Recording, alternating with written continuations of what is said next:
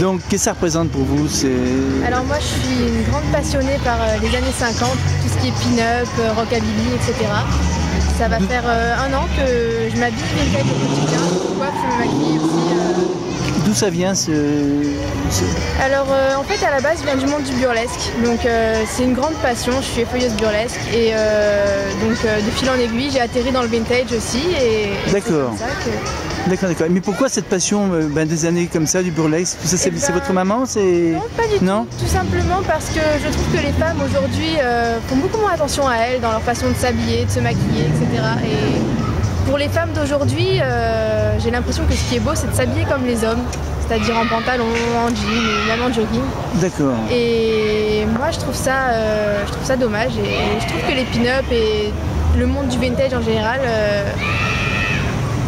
met beaucoup plus en avant la féminité que... Oui, que ce qu'on voit. Actuelle, voilà, puis les couleurs aussi, hein, ça y fait. Aussi, les couleurs sont importantes dans le vintage.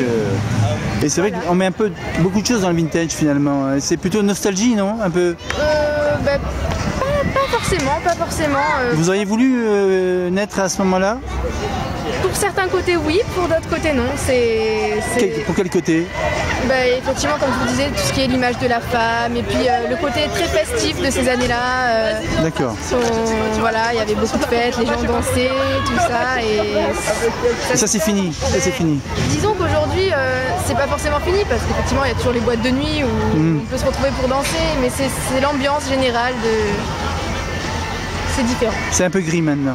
Voilà, on peut dire ça, oui, c'est ça. Quelqu'un qui porte des robes de couleur, c'est sûr que ça change. Voilà, on voit pas ça tous les jours, mais... Tout à fait. Votre nom? Margot.